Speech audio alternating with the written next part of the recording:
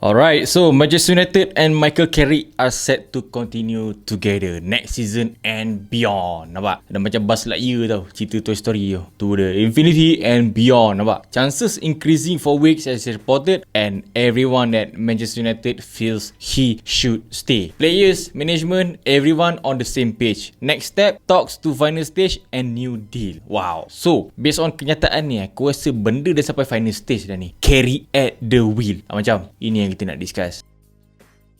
Tapi dalam hidup ni guys, dalam dunia ni, semua benda ada pro and cons dia. Tak perlu decision besar. Kau pergi kedai beli coki-coki pun ada pro and cons dia. Pro dia, coki-coki sedap. Dalam tu yang sama, cons dia, kau takut nak pergi kedai, takut kena langgar tengah jalan ke apa ke. So bila datang satu benda, kena balance lah. Dan ini aku nak discuss pro and cons Carrick stay dekat Man United. Start dengan pro dulu. Bagi aku Carrick ni, dia dah earn the place regardless apa yang orang cakap ataupun fikir pasal dia. Kita kena be real lah. Season gonna be tough. Football nowadays gonna be tough. So embrace sajalah. Dalam bola sepak ni simple. Engkau menang, whatever narrative, currency dia tetap kau menang. Carrick tahu kelab ni. Dia tahu macam mana nak main gaya United. Dah tunjuk dia mampu handle pressure game by game. First game under regime Carrick, come on lah. Debut Carrick. MU bobok Man City. MU ajar Man City cara main bola sepak high end. Siapa je expect? Bukan level Samsung Corby Ingat? Second game MU sekolahkan Arsenal cara main bola yang sebenar. True football. Lepas tu Spurs yang sentiasa hantui MU selama 4 tahun straight. MU tak pernah menang lawan Spurs. Under Carrick menang. Beat Chelsea. Dan seterusnya tewaskan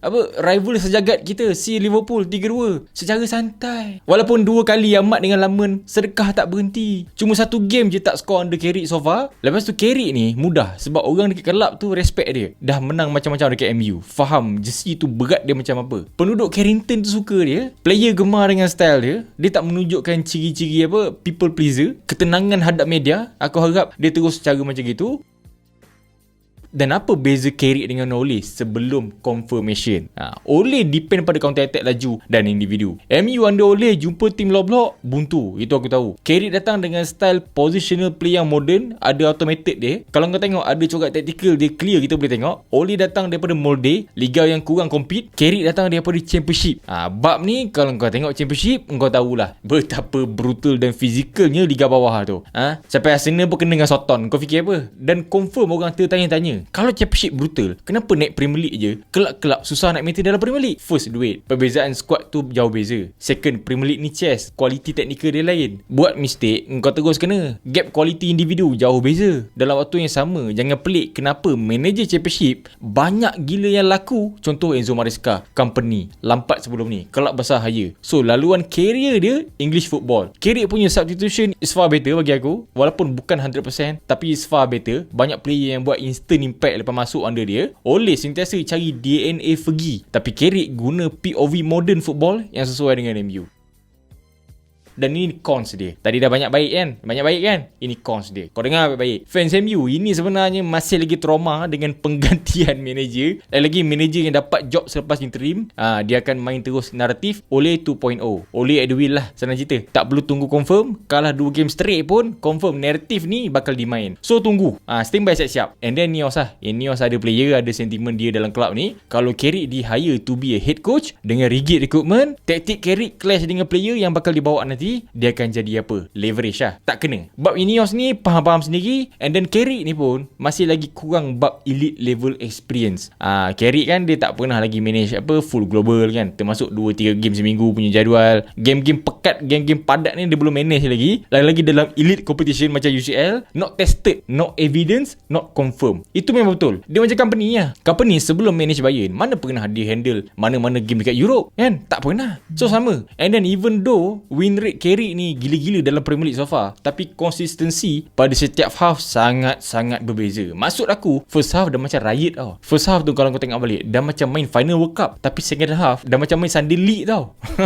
Macam apa? Terlampau banyak bolos almost setiap game. Cuma 5 saja clean sheet under dia. Firepower memang top notch. Scoring memang the great punya level. Satu benda yang memang aku nak daripada berseason dah. MU jadi tajam balik dekat depan. Under Amorim tak dapat, under Carrick dapat. Tapi benda ni dia datang dengan cons dia dia jugalah. Belakang tu bocor saja. Area Maguire tu bocor saja walaupun menang. Tapi untuk counter benda ni, Carrick sekarang pakai bukan tim dia tau. Dia hire tim ni daripada manager sebelum. Tapi dia buat jadi tim dia. So, tang ownership squad sedia ada tu, itu yang aku suka. Like I said, semua benda ada pro and cons dia lah. So, fikir-fikir lah ya.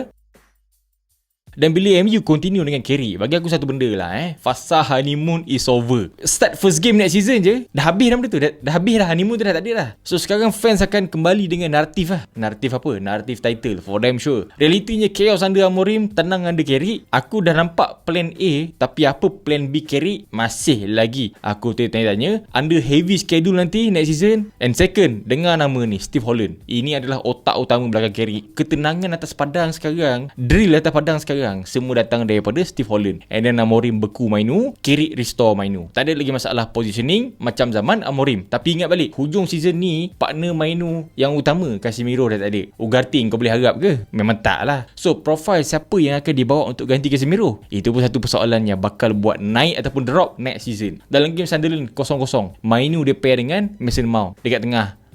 Lawan Leeds yang kalah 1-2, Casemiro partner dengan siapa? Ugarte. So itu pun satu benda kena repair pantas sama ni. Sekarang baru kau tahu kan betapa pentingnya Casemiro tu level apa. And then Carrick masih baru. Transfer market pool aku tak sure dia ada ke tidak untuk attract player-player daripada luar ni, yang utama ni, walaupun main UCL. Dan of course Wilcock dengan Barada lah akan buat kerja. So Carrick kena main peranan lah untuk pembelian player juga aku rasa. Sebab bukan apa, sebab kita semua tahu kalau kau biar je Ineos tu buat keputusan, mampus balik MU. Dan guys, paling utama sekarang ni, sama transfer dah nak dekat tau. Ingat lagi ke tidak? Kita ada 4 player utama dekat luar tu. Kita ada Højlund, Sancho, Rashford dengan Onana the Great.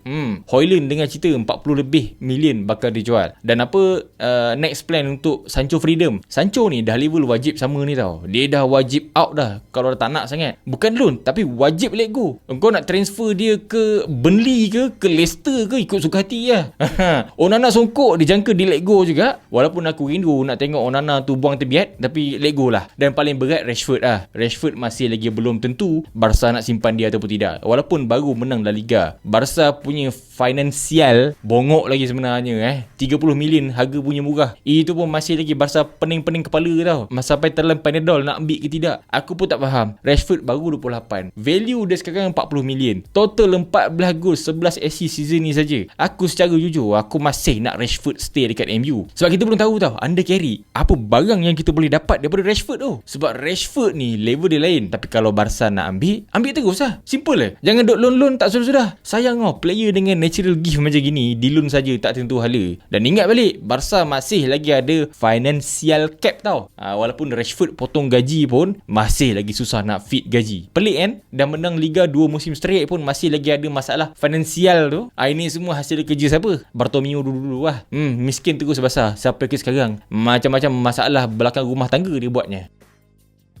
So Carrick so far dia sempat mengajar semua big team cara-cara sebenar main bola semenjak dia masuk. Satu benda yang rare, point per game paling tinggi dalam liga semenjak dia masuk pun satu benda yang rare juga. Carry United ke UCL semula, tapi Carrick masih lagi area underestimated. Aku tak boleh main MU sebab confirmkan dia, sebab dia orang nak tengok semua benda baik yang tengah berlaku ni konsisten je. Dan simple je sebenarnya. Kalau kau nak hire manager lain baru pun risiko, nak hire Carrick terus pun risiko. At the end of the day dah terang lagi bersuluh ini berhasil. So jalan je lah. Dan inilah Man United. Aku sebenarnya bab ni aku tengah-tengah tau. Aku tak ada terlampau tu sangat, terlampau ni sangat. Tidak. Dia simple. Asal jangan design Lingard balik sudah. Sebab kita kena tahu tau, Lingard sekarang dekat Brazil dah skor 2 gol tau. Satu gol Azor dah macam Mbappe, satu lagi gol tap in dah macam Nunes aku tengok. Dan member sekarang dah main winger tau. Dah macam Vini main left wing. Kau rasa? So MU hati-hati Jangan terpedaya kat situ. Jangan terpedaya. Dan untuk Carrick season depan, kalau betul dia confirm, mana tahu kan Carrick next season tiba-tiba apa? More fire. I'm on fire. Fire, I'm on fire. Fan review, pro and cons dah dengar. Apa kata korang Carrick at the wheel? Komen dekat bawah. Jangan lupa give a like and subscribe. Share this video. I'll see you in the next video. Aku Bro Hans. Thanks for watching.